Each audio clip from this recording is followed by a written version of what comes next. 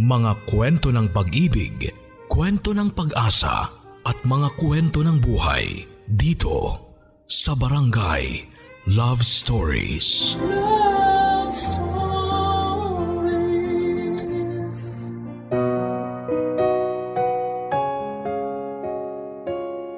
May mga taong pangarap magkaroon ng magandang buhay. May iba namang pangarap maranasan ang inaasahang tunay na pag-ibig. Ito ang mga bagay na gustong maabot ng letter sender nating si Harvey. Pangarap niyang maging abogado pero papaano niya ito makakamit kung hindi niya kayang ipagsabay ang kanyang pag-aaral at love life? Ating pakatutukan ng kwento ni Harvey sa mga kwento ng pag-ibig, buhay at pag-asa sa nangungunang Barangay Love Stories. Dear Papa Dudut, magandang araw po sa inyo, Papa Dudut. Harvey na lamang ang itawag nyo sa akin. 35 years old at dating law student. Naging bahagi na po ng student life ko ang inyong programa, lalo na noong mga panahong stress ako sa pag-aaral. Kayo na po ang nagsilbing pahinga ko sa pamamagitan ng pakikinig ko sa radyo.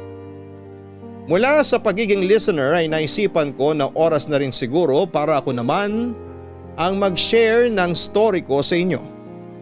Gusto ko po kasing ibahagi sa inyo ang isa sa mga hindi ko malilimutang chapters ng buhay ko. Ito ay naging love story namin ng dati kong kasintahan na itago na lang natin sa pangalang Noemi. Una kong nakilala si Noemi noong high school pa lamang kami. Isa siyang typical na achiever. Hindi katulad ng mga napapanood sa pelikula, studious siya, Papa Dudut. Matalino at palaging sumusunod sa mga rules. Sa katunayan, siya ang classroom president namin noon at siya rin ang nangunguna sa klase. Kabaligtaran ng ugali nito ang personality ko, Papa Dudut. Medyo may pagkapasaway ako noon at laging napapagalitan dahil sa mga kabalastugan. Nagsimula ang lahat sa malaasot pusa naming bangayan ni Noemi. Dahil siya ang class president at ako naman ang laging pasimuno ng pagiging sakit sa ulo sa klase, halos araw-araw kaming nag-iinisan. Pero nang minsang magkaroon kami ng school retreat sa Tagaytay, ay doon ko pa lamang lubusang nakilala si Noemi.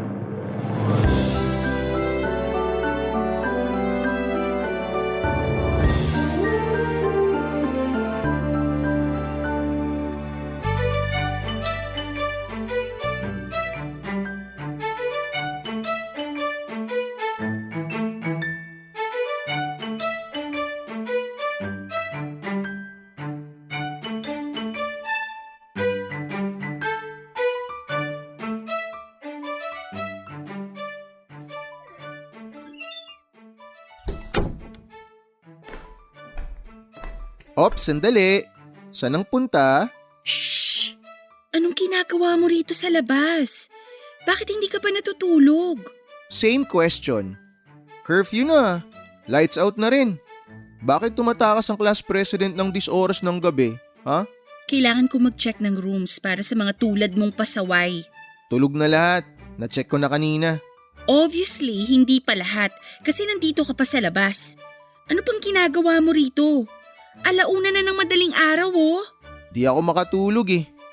Miss ko na yung unan ko. Hulaan ko, di ka rin makatulog no? Ay, hindi nga rin eh. O baka naman lalabas ka kasi kikitain mo boyfriend mo. Anong boyfriend? Kailan pa ako nagka-boyfriend? Sa bagay, mahirap nga makahanap ng boyfriend ang tulad mong teacher's pet.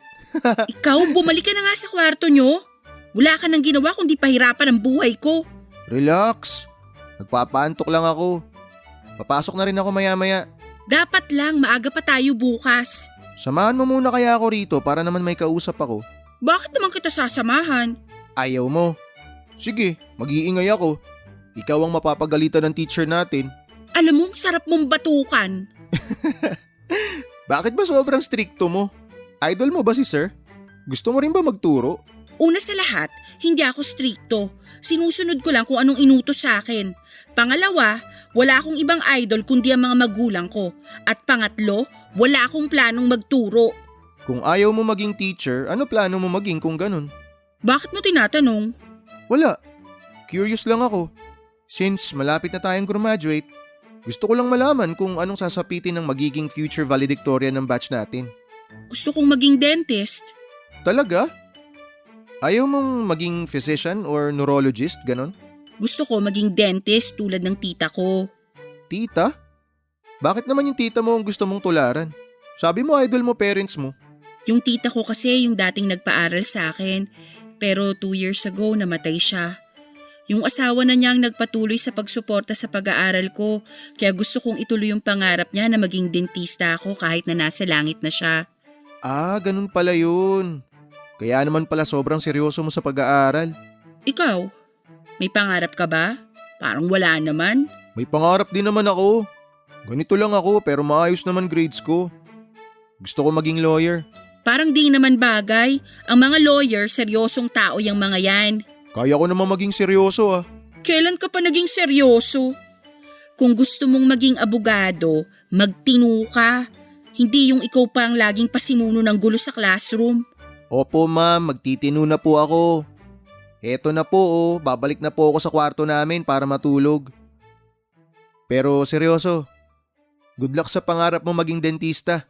Salamat. Ikaw rin. Sige na, good night. Matutulog na ako. Baka mahuli pa tayo ni sir.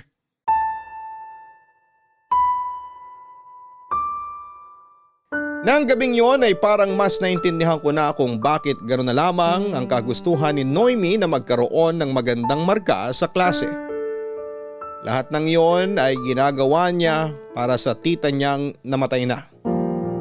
Mas lalo tuloy akong humanga sa kanya, Papa Dudut. Palagi ko kasing iniinis noon si Noemi dahil masyado siyang seryoso sa pag-aaral. Ayaw niyang mag-break ng rules. Dapat lahat ay ginagawa niya at ayaw niyang lumabag sa batas. Gusto ko lang naman noon na maging chill siya at total ay malapit na kaming magtapos. Kaya palagi ko siyang inaasar. Matapos ang heart-to-heart talk namin ni Noemi ay binawas-bawasan ko na ang pagiging pasaway. Sabi nila noon dahil sa retreat kung kaya ako tumino at pumait sa klase. Pero ang totoo niyan ay nagbago ako dahil kay Noemi. Ayoko maging pabigat sa pag-abot niya sa pangarap niya.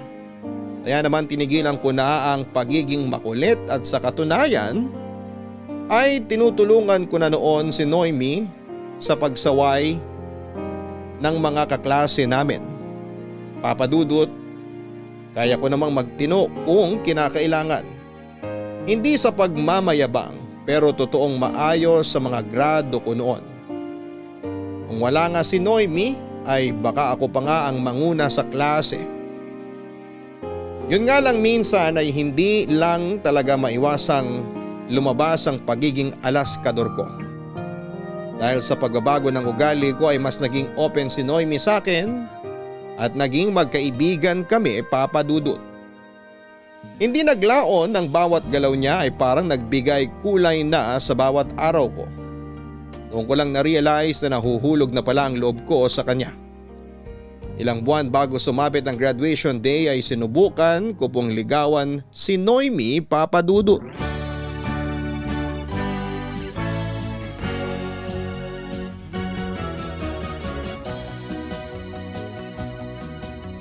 Noemi, di ka pa uwi? Hindi pa eh. Kailangan ko pang tumulong mag-ayos dito. Ay, akala ko may enjoy ko tong graduation ball natin. Di pala. Sana di ko na lang sinuggest to. Enjoy naman ah. Hindi ka ba nag-e-enjoy? Malamang ikaw nag-enjoy ka kasi nagbayad lang naman ang ginawa mo eh. Ako mula sa planning stage, pagkuha ng registration fee, pagdidesign ng venue, at pati pag-aayos ng gamit, problema ko pa hanggang ngayon. Gusto mo, tulungan ko na kayo? Wag na, umuwi ka na, baka maabala ka pa namin. Hindi naman to abala sa akin. Tutulong na ako para makauwi na tayong lahat na maaga. Ano bang may tutulong ko? May sakit ka ba? Bakit bigla kang naging matulungin? Sign of maturity na ba yan? Gusto ko lang talaga tumulong. Wala din naman akong gagawin sa bahay. Di nga, yun totoo. Ikaw ba yung Harvey na nakilala ko? Ito naman. Hindi ba pwedeng magkaroon ng character development ang isang tao? Pwede naman. Pero hindi ganito kaaga. Kung sa bagay, okay na rin yon para kahit papano makita ko pa na nagbago ka na. Kala ko kasi milagro na lang ang magpapaayos sa'yo eh. Ang harsh mo sa akin ha? Biro lang. Sige, kung gusto mong tumulong, tulungan mo ako rito. Iusog natin tong mesa. Sige. Ready? 1, 2. Ayan. Salamat. Ang bigat. Ano pa? May kailangan pa bang buhatin? Yung ibang lamesa pa dun sa dulo, kailangan nating ilipat rito para madali na lang i-pick up ng may-ari bukas. Oh, ano pang ginagawa mo? Tara na, magbuhat na tayo. Sandali lang, hihinga muna ako saglit. Kanina pa ako nagbubuhat eh. O ba't ka nakangiti ng ganyan? Wala. Ngayon lang kasi ako nakakita ng nakadress na nagbubuhat ng lamesa eh. Yan! Yan yung Harvey na kilala ko. Lakas mang asar. Di naman pang-aasar yun. Ang totoo nga, mas gumanda pa tingin ko sa'yo eh. Tigilan mo nga ako. Hulas na nga mukha ako. Basta para sa akin, maganda ka sa paningin ko. Ay nako, game na nga. Marami pa tayong bubuhatin. Nasaan na ba yung mga kasama ko? Magsiuwian na ata. Noemi, teka lang. May itatanong ako sa'yo. Ano? Bago tayo graduate, pwede ba kitang ligawan? Ha?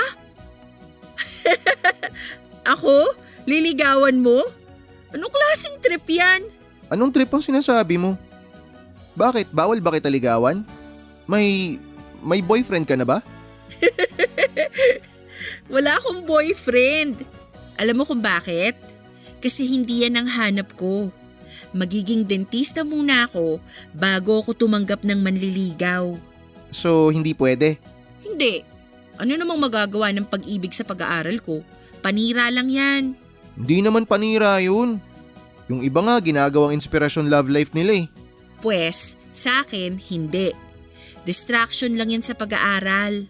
Aray naman, sakit pala mabasted. Sandali nga lang. Kaya mo ba ako tinutulungan ngayon kasi gusto mong manligaw? Parang ganun na nga. Siyempre, gusto ko magpa-impress sa'yo eh. Nagsasayang ka lang ng oras at energy. Sarado pa ang pinto ko sa mga manliligaw. Okay lang. Tutulungan pa rin kita magligpit kahit busted ako sa'yo. Talaga? Oo naman. Sabi mo eh. Ano, tuloy na nating magbuhat? Yes, ma'am.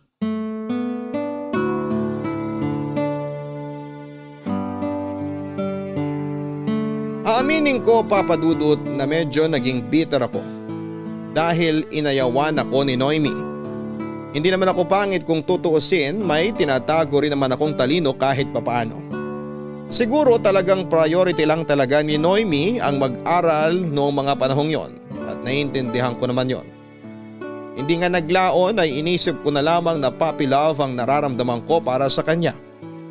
Pinaniwala ko ang sarili ko na baka face lamang yon ng pagbibinata ko kaya tinanggap ko na lamang ang katotohanan na hindi ako nakatadhana para kay Noemi. Papadudot kung alam ko lang sana, nabibihagin pala ni Noemi ang puso ko ay di sana'y nagpakabait at nagpa-impress na ako sa kanya noon pa lamang na first year high school kami. Kung bakit ba kasi saka ko lang nakita ang magagandang katangian niya kung kailan patapos na ang buhay high school namin. Sobrang laki ng panghihinayang ko noon, Papa Dudut. Lalo na't noong mga panahong yon ay kakaibang pagkakaibigan na ang nabuo namin ni Noemi. Kahit pumalya ang tangkakong panliligaw kay Noemi ay nanatili pa rin naman ang closeness naming dalawa. Hanggang sa matapos ang school year. Graduate si Noemi bilang valedictorian samantalang ako naman ang naging salutatorian matapos ang pinakahuling araw ng aming high school life. Ayun na rin po ang huling pagkikita namin ni Noemi. Ipinagpatuloy namin ang kanya-kanya naming pangarap sa magkaibang landas. Matapos noon ay pinasok ko ang panibagong yugto ng buhay ko kung saan mga panibagong mukha ang aking nakilala. Pero kahit pinaglayo man kami ni Noemi ng landas, ay tila ba tadhana na ang gumagawa ng paraan para muli kaming magkita, Papa Dudut. Matapos ang ilang taon ay muli kaming nagtagpong dalawa, Papa Dudut. Papa Dudut, gusto kong maging lawyer. Ito ang childhood dream ko. Hindi lang ito basta pangarap na bigla na lamang nabuo ng walang dahilan. Nagsimula akong mangarap na maging abogado dahil po sa nangyari sa aking ama na napagbintangang drug pusher kahit na wala naman itong katotohanan. Nakulong siya at habang nasa piitan ay nagkasakit siya ng pneumonia at doon na po siya binawian ng buhay. Alam ko noon na ang pagkawala ng tatay ko na ang pinakamalaking dagok na nangyari sa buhay ko. Pero may mas lalala pa pala rito. 2 taon matapos mamatay si tatay sa kulungan ay sumunod naman ang nanay ko. Nabangga siya ng motor sa palengke kung saan siya naghahanap buhay. Napunta ako sa pangangalaga ng aking lola at ang tita ko na nakatira sa USA ang nagboluntaryong magpaaral sa akin. Ito raw ang kapalit ng pagpapaaral sa kanya ng nanay ko noong bata pa lamang siya, Papa Dudut. Dahil sa mga nangyari sa aking pagkabata ay nangako ako sa sarili ko na paglaki ko ay magiging abogado ako para ipaglaban ang mga taong pinagkakaita ng hustisya. Kaya naman pagkatapos ng high school ay kumuha ako ng kursong political science bilang pre-law course. Papa Dudut, 4 years na noon simula nang huli kong nakita si Noemi. Sa pagpasok ko sa kolehiyo ay nawala na ako ng update sa kanya dahil nabaling na sa iba ang focus ko. Kaya naman noong naimbita ako sa binyag para sa panganay ng isa sa mga batchmates namin ay hindi ko inaasahang muli kong makikita doon si Noemi.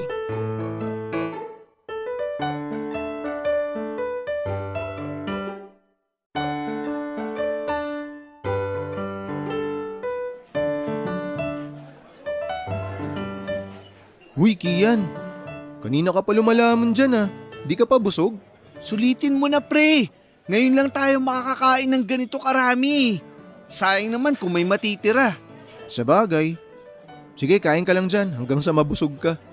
Akalain mo yun? Sinong mag-aakalang tatagal ng ganito sina Janice at Rustom? Parang kailan lang nung inaasar natin silang dalawa na maghihiwalay din sila after graduation. Pero tingnan mo ngayon, may anak na sila. Uy, ikaw lang yung mapang-asar ng high school no? Huwag mo ko idamay dyan. Asus! Kunwari ka pa eh. Ikaw nga yung mastermind ng mga kalokohan natin nun eh. Sumusunod lang ako sa'yo, uy. Ay, sarap siguro sa feeling no? Kapag nakatuluyan mo yung high school sweetheart mo.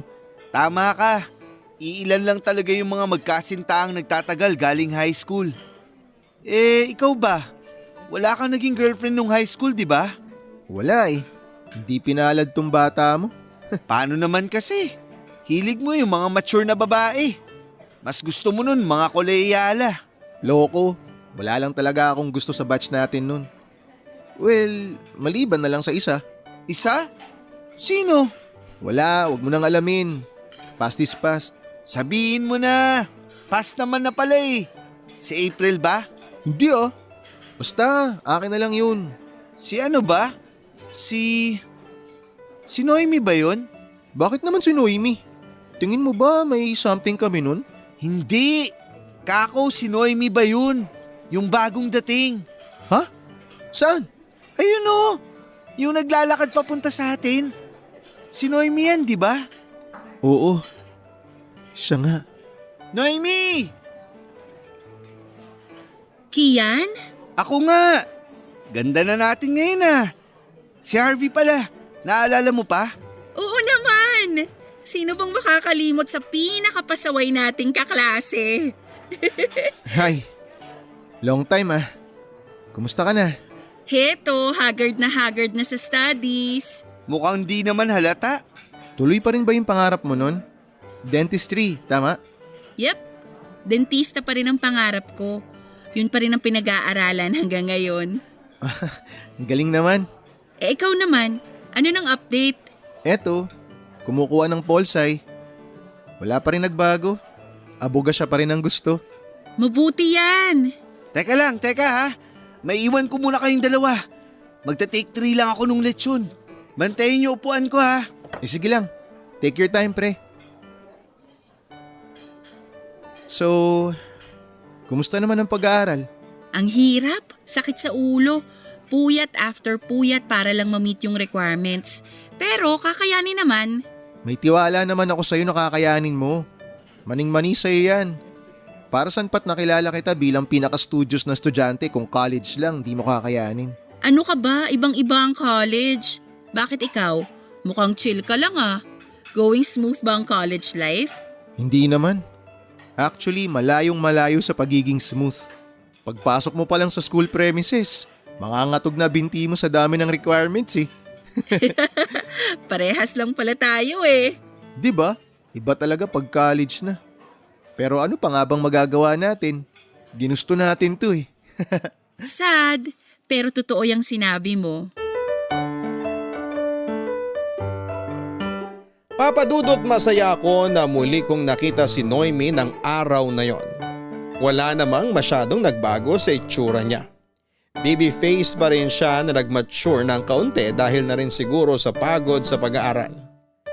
Sa naging pag-uusap namin ay napansin ko na mas tumaas ang confidence level nito. Hindi na siya tulad ng dati na laging nakasunod sa rules. Mas naging liberated na siya kumbaga. After ng meetup namin yon ni Noemi ay muli kami nagkaroon ng contact sa isa't isa. At hindi ko inaasahan na muling magkakalapit ang landas namin kaya inisip ko na lamang na baka second chance na ito sa naunsyaming love life namin noong high school. Siyempre hindi ko naman kaagad binigla si Noemi. Bumuo muna kami ng friendly relationship hanggang sa ang pagsasama na yon ay mas lumalim pa. Hindi ko inakala na ang puppy love na nararamdaman ko noong high school kay Noemi ay nabubuhay pa rin pala hanggang noong araw na yon. Papadudot noong makahanap ako ng tiyempo ay unti-unti kong ipinaramdam kay Noemi ang pagkagusto ko sa kanya. Nagulat nga ako dahil noong nagtapat ako sa kanya at muling nanligaw ay agad niya akong sinagot ng walang pag-aalinlangan. Sobrang saya ko noong mangyari yon dahil si Noemi na po ang nagsilbing liwanag at direksyon ko sa madilim at magulong kolehiyo. Babe, sige na, pumayag ka na. Magpabunot ka na ng ngipin sa akin. Ha? Hindi pwede. Bakit mo ako bubunutan eh? Maganda naman mga ngipin ko. Hindi kaya, may nakita akong ngipin sa bagang mo na malapit ng mabulok. Paano mo naman nasabi? Ano ka, manghuhula? Malapit na akong maging dentista, kaya alam ko kung anong itsura ng ngiping nabubulok. Rason mo lang yan para magkaroon ka ng pasyente. Requirement ba yan? Kailangan nyo ba talaga yan sa klase nyo? Kailangan eh. Kailangan ko ng 3 tao na pwedeng mabunutan ng ngipin para makapasa ako. Grabe naman yan. Wala ka bang nahanap sa inyo sa mga kaklase mo? May 2 ng pumayag. Yung pinsan ko tsaka yung kapitbahay nila. Isa na lang ang kulang. Ikaw na lang, please. Babe, ayoko. Takot ako sa dentista. Ginawa mo pa ako kung takot ka pala sa dentista. Ano ka ba? Hindi naman literal na sa dentista ako takot. Takot ako sa mga ginagawa nila. Ang sakit kaya magpabunot. Hanggang ngayon nga ramdam na ramdam ko pa yung sakit ng pagkakabunot ng ngipin ko nung bata ako eh. Magaan naman kamay ko eh. At saka may anesthesia naman. Lah, di mas lalo ako natakot. Hindi mo ba alam na takot ako sa karayom? Ano ba yan, babe? Sige na. Pag ako bumagsak, kasalanan mo. Hala siya, ako pa sinisi. Bigay mo na sa akin to. Takot talaga ako magpabunot eh. Sige na nga. Ikaw talaga. Tanda-tanda mo na, takot ka pa rin sa dentista. Daig mo pa grade 1 eh.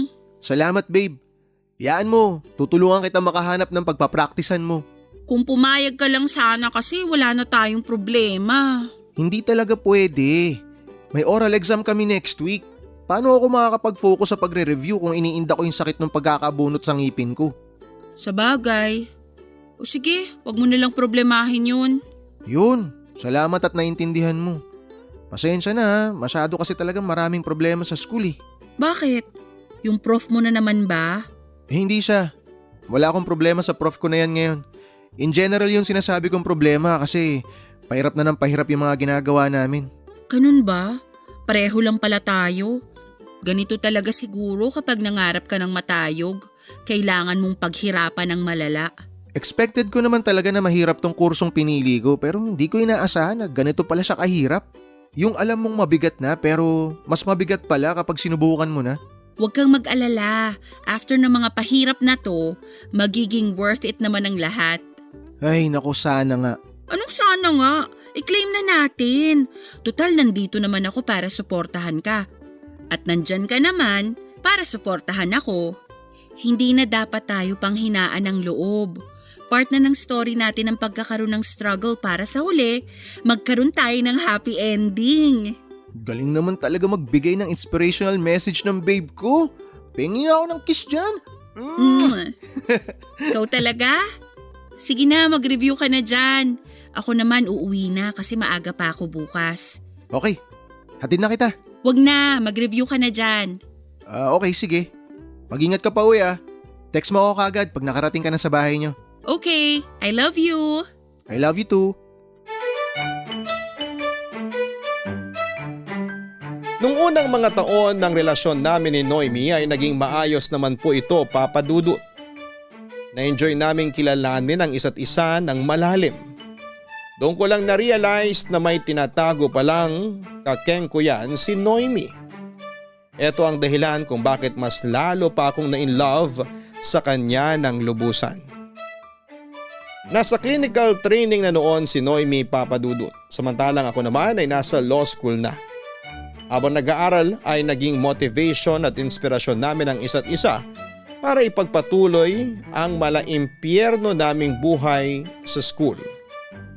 Sa pagdaan ng mga taon ay mas lalo pang humirap ang mga dinadanas namin sa kanya-kanyang propesyon na inaaral namin. Wala na kami ng time ni Noemi para mag-date o simpleng mag-usap man lang habang nagre-relax. Nang mga panahong yon ay wala kaming pahinga at hindi pwedeng mag-chill dahil kung papetiks-petiks lamang kami ay maapektuhan ang pag-aaral naming dalawa. Kapag lumabas naman kami para mag-date ay bilang lang ang oras naming magkasama. Ang nakakatuwa niyan, Papa Dudut, ay naintindihan naman namin ang isa't isa. Pareho naming alam na priority namin ang pag-aaral kaya walang kaso kahit na 1 linggo pa kaming hindi magkita. Yun ang maganda sa pagkakaroon ng open-minded na girlfriend. Healthy ang naging relasyon namin sa kabila ng struggles namin sa school. Yun nga lang, habang kasagsagan ng week kung kailan pareho kaming subsob sa pag-aaral, ay isang sakuna naman ang nangyari sa buhay ni Noemi at bilang boyfriend ay kinailangan ko siyang alalayan. Hating gabi na noon at nasa kalagitnaan ako ng pagre-review nang makatanggap ako ng tawag mula kay Noemi. Umiiyak niyang ibinalita sa akin na kasalukuyan daw na nasusunog ang katabing bahay nila at malapit nang matupok ng apoy ang tirahan nila. Dali-dali ako nagpunta sa kanila, Papa Dudut, pero pagkarating ko doon ay nasusunog na rin noon ang bahay nila. Lahat ng gamit ni Noemi sa school ay nilamon ng apoy. Para bang ang ilang taong pinaghirapan niya ay nawala na lamang sa isang iglap. Bilang boyfriend, kahit na sobrang dami ko pang schoolwork, ng mga time na yon ay to the rescue ako para i-comfort ang girlfriend ko. Meron naman daw silang kamag-anak na malilipatan.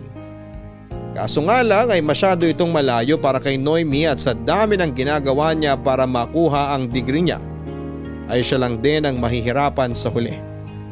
Kaya naman ang naisip kong paraan ay ang i-offer ang maliit na apartment na tinitirhan ko.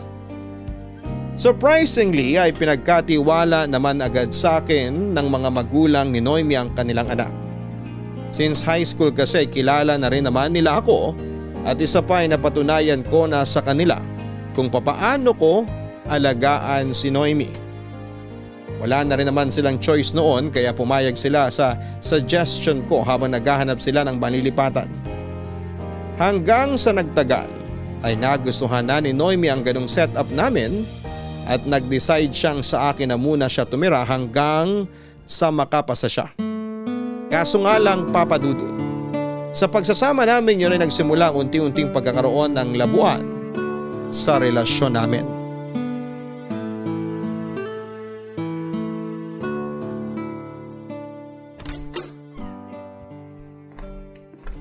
Oh babe, nandito ka na pala. Di ba may klase ka pa dapat ngayon? Hindi ako pumasok. Bakit? Masama pakiramdam ko. Hala, uminom ka na ba ng gamot? Oo, tapos na. Uminom ako kanina. Heto, nag-uwi ako ng dinner. Maaga pa pero kumain ka na para may laman yung tiyan mo.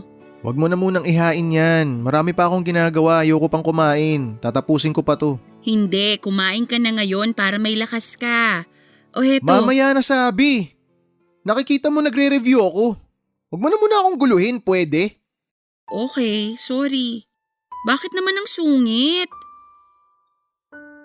Alam mo, first time lang kitang nakita na umabsent sa klase. Dati kahit na tinatrangkaso ka, pumapasok ka pa rin. Ano ba, Noemi? Iwanan mo na nga muna ako. Nagre-review nga ako, hindi mo ba nakikita? Kulit naman ito eh. Di ako makapag-concentrate. Oo na. Concern lang naman ako sa'yo. Kaya ka nagkakasakit kasi lagi kang subsob sa pag-aaral. Pagpahingahin mo naman yung utak mo. Wala akong karapatang magpahinga ngayon. Bakit naman? Basta kumain ka dyan kung gusto mong kumain. Ano ba yan? Kaya nga ako bumili ng pagkain natin para sabay tayong kumain Wala nga akong oras para dyan. Kulit mo ah. Bakit nga?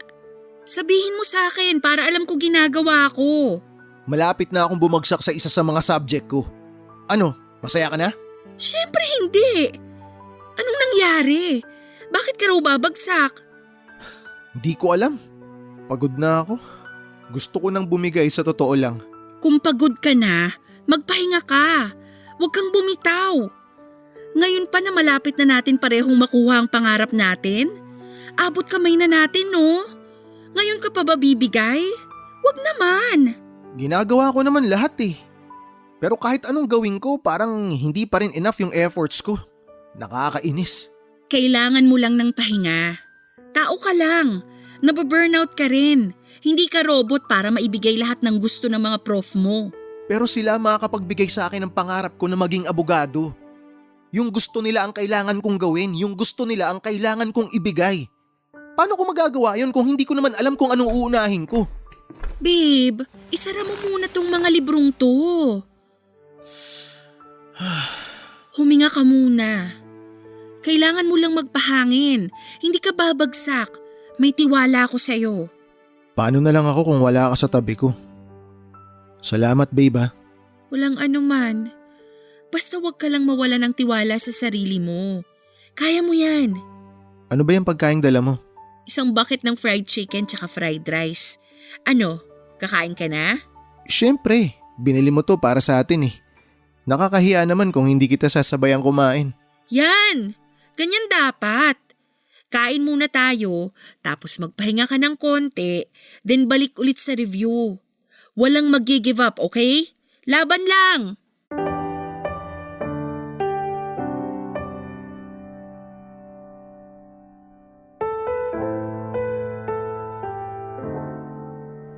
Hindi ko alam kung anong nangyari, Papa Dudut. Nang mga panahong yon ay bigla na lamang akong nawala ng focus sa pag-aaral kahit na wala naman talagang dahilan. Hindi naman problema noon ang relasyon ko. Wala ring problema sa pera.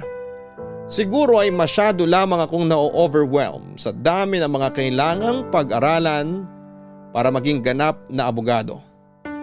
Kinausap ako noon ng professor ko tungkol sa grado ko na ayon sa kanya ay milagro na lang daw ang makapagpapasa sa akin. Halos bumagsak ang mundo ko nang malaman ko yon, Papa Dudut. Sobra-sobra ang pagmamakaawa ko sa kanya na sana ibigyan niya ako ng konsiderasyon. Kasi wala na talaga akong nagawa pa. Nakaramdam ako ng takot na baka hindi na ako matuloy sa hinahangad kong pangarap dahil lang sa isang bagsak. Pinilit kong pag-igihan pa ang pag-aaral sa kabila ng hindi magandang balita na natanggap ko. Kaso nga lang ay masyado na noon akong naapektuhan. Kaya pati ibang klase ko ay nadamay. Nagsimula ako mawala ng gana sa buhay, Papa Dudut. Para kasing wala na akong rason para magpatuloy pa.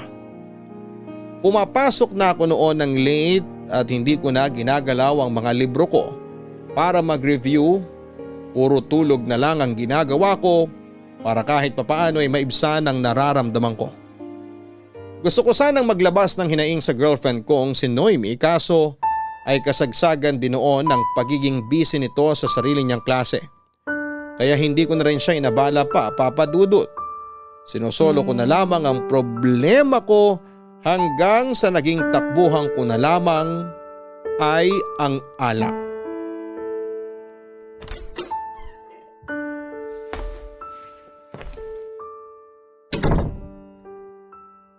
Ay, untik pa ako madulas ha.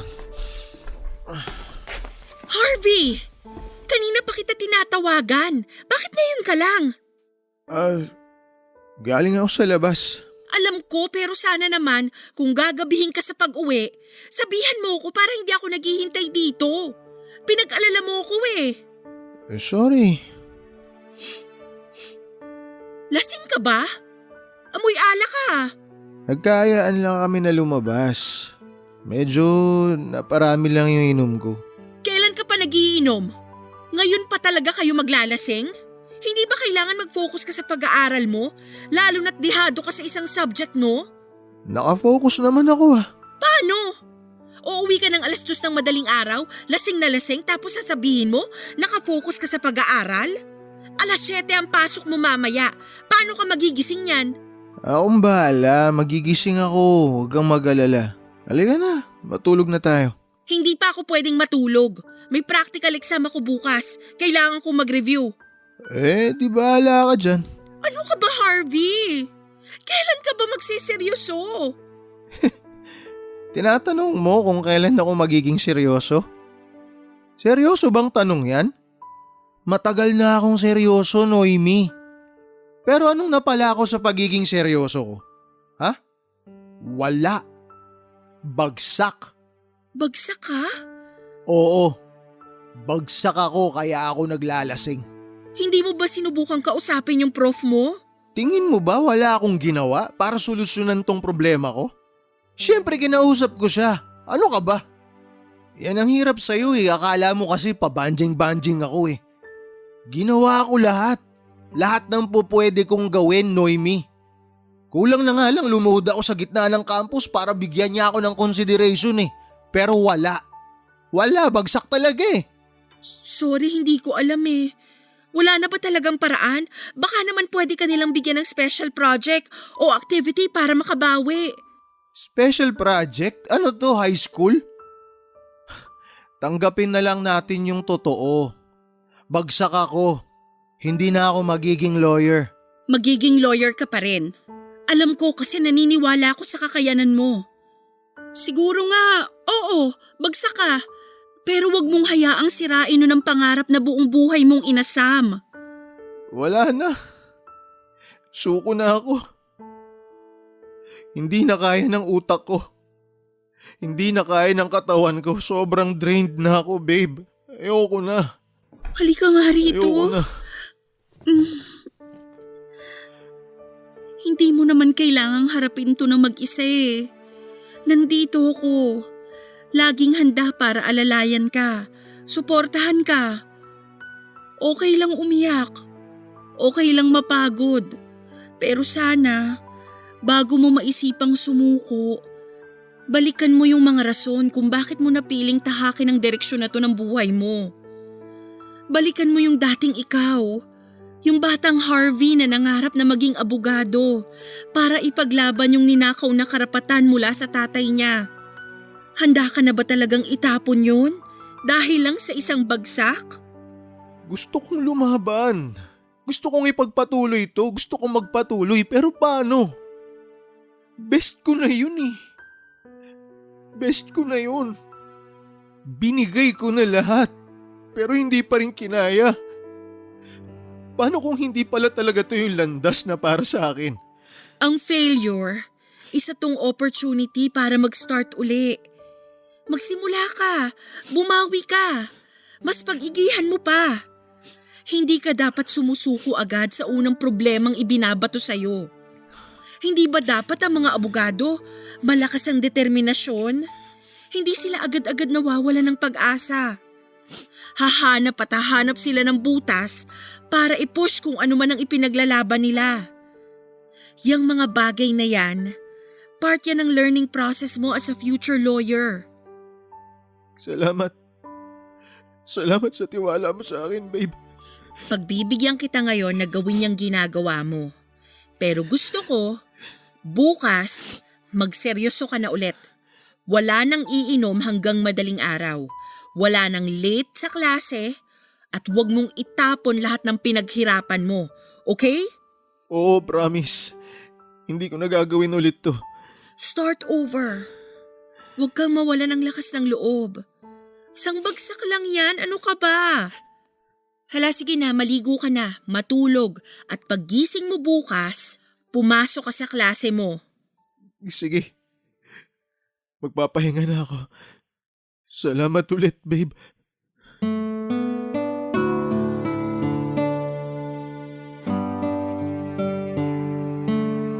Papa Dudut, sinunod ko ang mga sinabi sa akin ni Noemi. Nagpatuloy ako sa pag-aaral at sa kabila ng bagsak kong grado, ay mas pinaghusayan ko pa ang paghabol sa pangarap ko. Kahit unti-unti nang kinakain ng law school ang confidence ko, ay sinubukan kong magsimula ulit.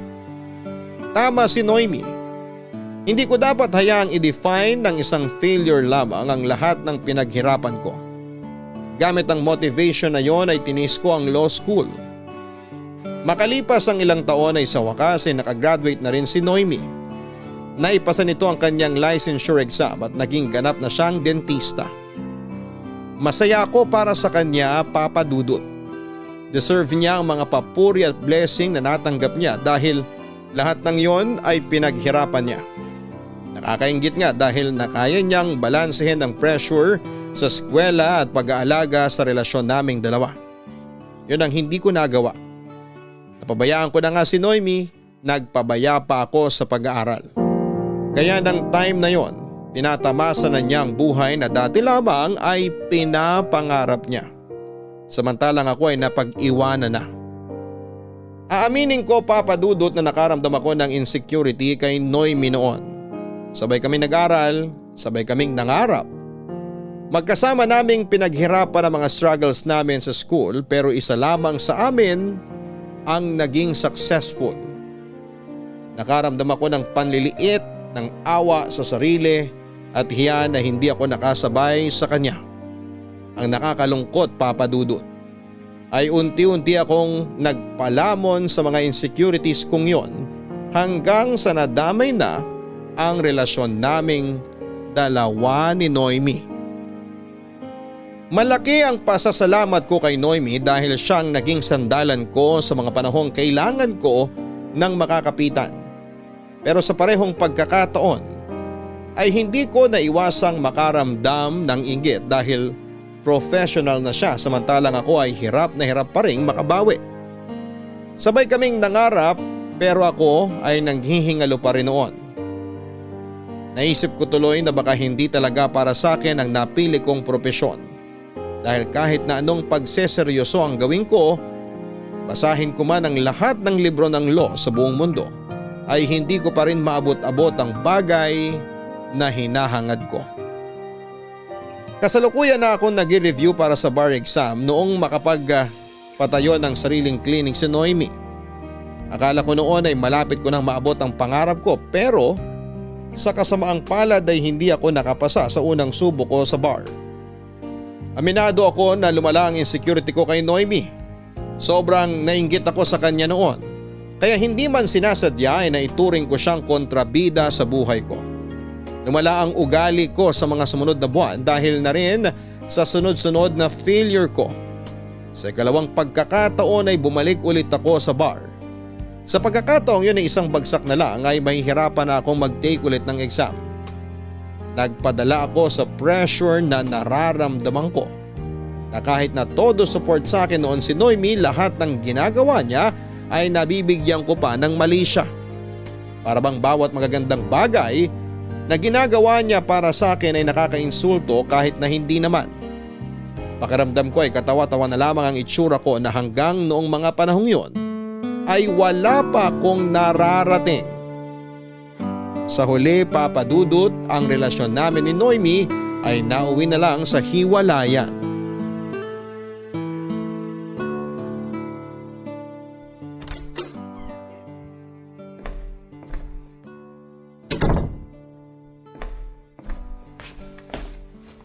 Babe, ano? Kumusta pala yung result ng bar exam? Pasensya ka na ha, hindi kita nasamahan kanina. May pasyente kasing humabol, nagpa-adjust ng braces. Okay lang. Wala rin naman tayong aabangan sa resulta ng exam. Ha? Bakit? Negative ba? Wala. Hindi ulit ako nakapasa. Okay lang yan. May susunod pa naman. Hindi pwedeng okay lang yan, Noemi. 2 beses na akong bumagsak. Alam mo ba kung ano ibig sabihin nun? Ibig sabihin nun, bobo ko. Hindi ka bobo, okay? Bobo ko, yun ang totoo. Huwag mo na akong bulahin. Sawa na ako sa mga advice mo na kesyo kaya ko to, huwag ako mag-give up, laban lang.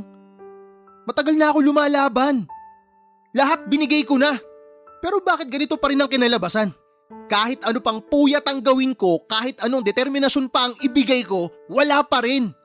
Hindi pa rin ako makapasa-pasa. It takes time. Siguro hindi mo pa oras ngayon, pero darating din yung araw na para sa'yo. Hindi na darating yun. Sawa na akong umasa. Pagod na ako sa paulit-ulit na pagpapamukha sa akin ng mundo na kahit na anong gawin ko, wala pa rin kwenta. Alam kong palagi ko tong sinasabi sa'yo, pero please, wag kang… Wag ako sumuko. Lagi na lang yan ang sinasabi mo sa akin eh. Puro na lang ganyan. Hindi naman ako sumusuko eh. Pero bakit parang ako mismo ang sinukuan ng mundo? Hindi ka naman nag-iisa eh. Marami dyan ang ilang beses na ding nag-fail, pero tignan mo kung saan sila dinala ng determinasyon nila. Yung iba nga, successful na kasi patuloy silang lumaban. Tama na. Tigilan na natin tong usapan na wala namang katotohanan.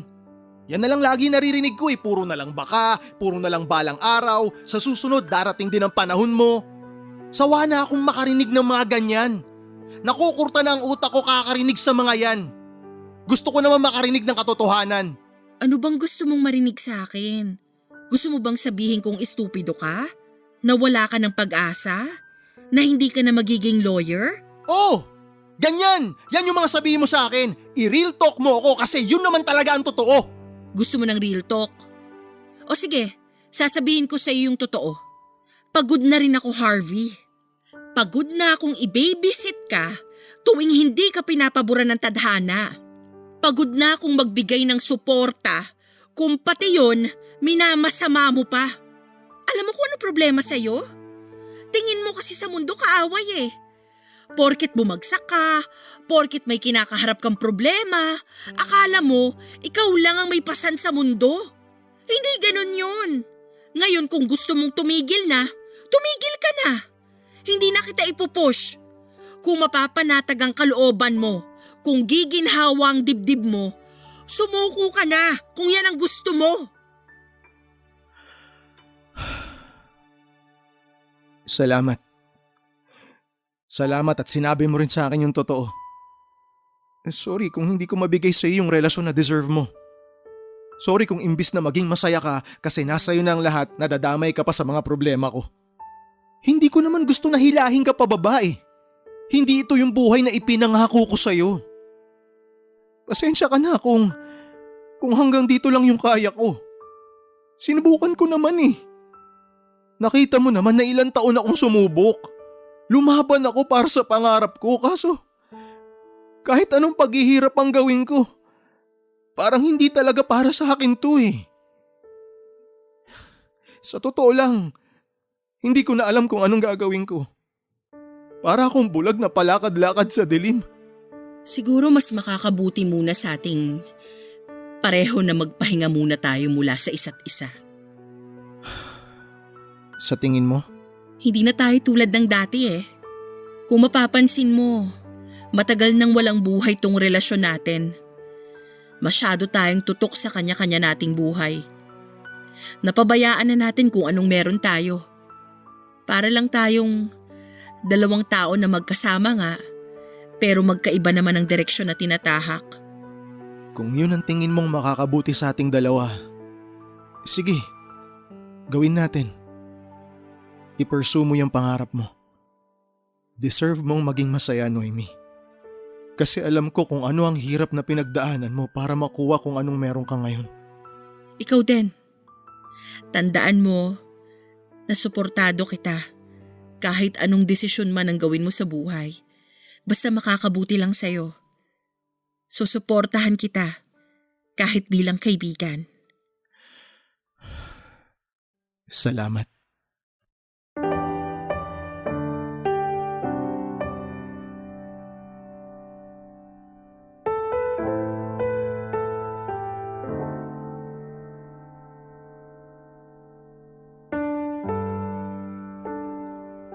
Papadudot masakit ang nangyaring hiwalayan namin ni Noemi, pero yon ang nararapat naming gawin dahil tama ang mga sinabi niya.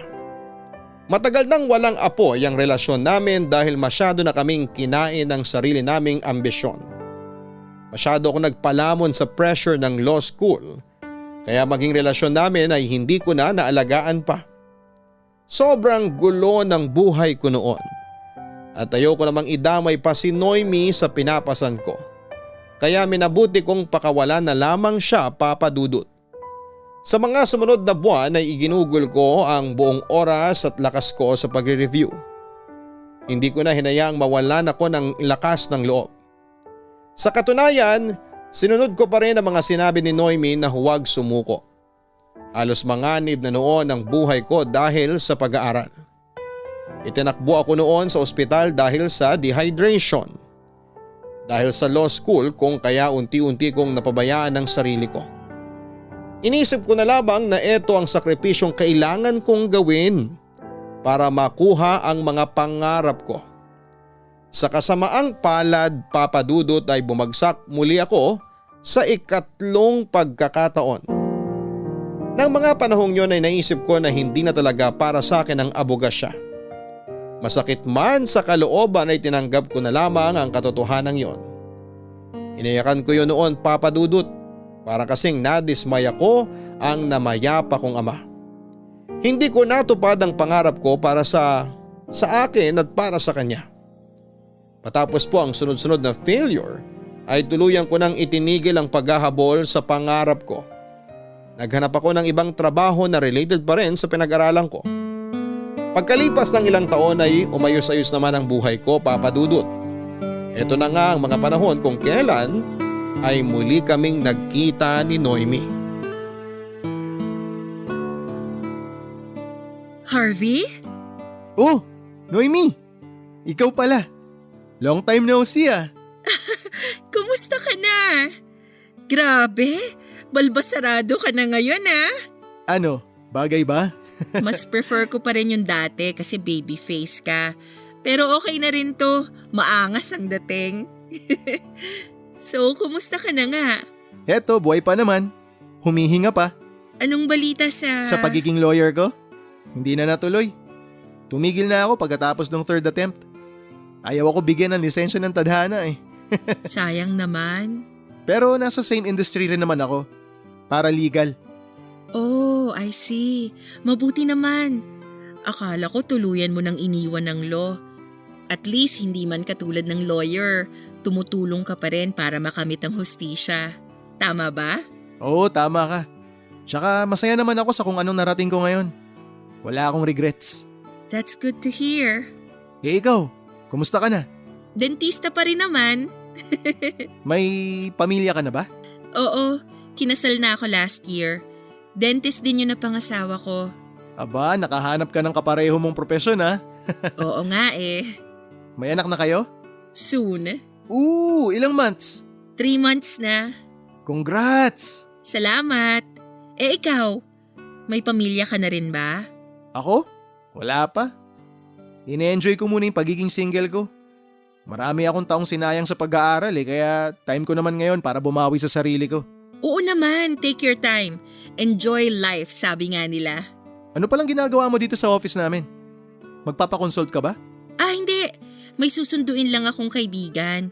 Client nyo siya siguro. Si Mariel? Yung may problema sa lupa nila. Siya nga. Kaibigan ko siya. Ako nag-refer sa kanya rito. Hindi ko alam na dito ka rin pala nagtatrabaho. Halos 2 taon na ako rito. Magaling yung pinili mong lawyer. Hindi ka nagkamali sa referral mo. Sa tingin mo may laban ba? Nako, hindi ako pwede magbigay ng detalye. Basta, think positive na lang. I understand. Sana maipanalo nyo. Tagal niya ng problema yan eh. Alam mo na, basta usapang lupa, walang pamilya. Sinabi mo pa. Anyway, nasa na pala si Mariel? Hindi pa ba sila tapos? Patapos na siguro sila. Antayin mo na lang. Okay, sige. O paano? Maiwan na kita ha. Marami pa akong trabaho eh. Sure, go lang.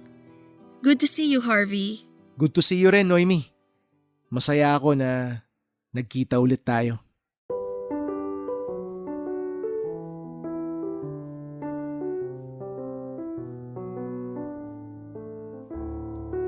Si Noemi ang pinakamagandang nangyari sa buhay ko, Papa Dudut.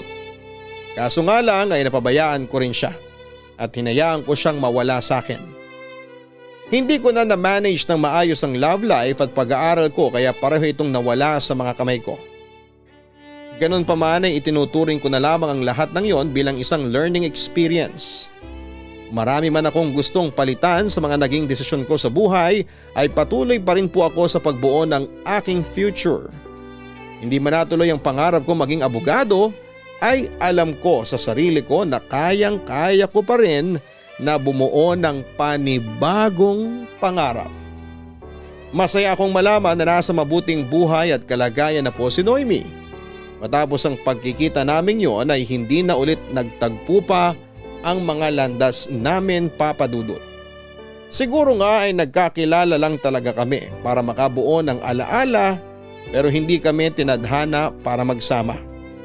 Sa ngayon ay nananatili pa rin po akong single. Patuloy pa rin ang pagtulong ko sa mga taong nangangailangan ng solusyon para sa mga legal nilang mga problema. Alam ko na balang araw ay darating din ang contentment na matagal ko nang ipinapanalangin. Sa ngayon ay tuloy pa rin ang buhay, tuloy pa rin ang pagkayod, tuloy pa rin ang pangarap sa mga araw-araw na problema. Ito po ang kwento ko, Papa Dudut. Sana'y nagustuhan po ninyo at muli ay magandang araw po sa inyo. Ang inyong forever kapuso at kabarangay, Harvey. May mga tao talagang tinakdang magkita pero hindi tinadhanang magkatuluyan. Ganon pa man ay ituring na lang natin ang bawat tagpo sa buhay bilang aral na siyang nagpapalawig sa ating karanasan at kaalaman.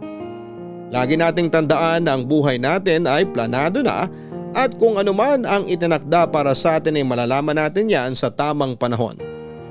Sa ngayon, katulad po ni Harvey ay patuloy lang nating enjoyin ang buhay. Huwag tayong mawala ng pag-asa. Mga kabarangay at dapat sige lang tayo sa pagtayo kahit na ilang beses pa tayong padapain ng panahon.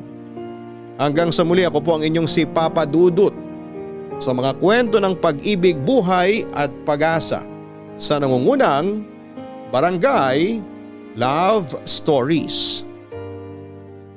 Sabay-sabay nating pakinggan ang iyong kwento ng pag-ibig, buhay at pag-asa. Ipadala lang sa barangaylovestories@yahoo.com.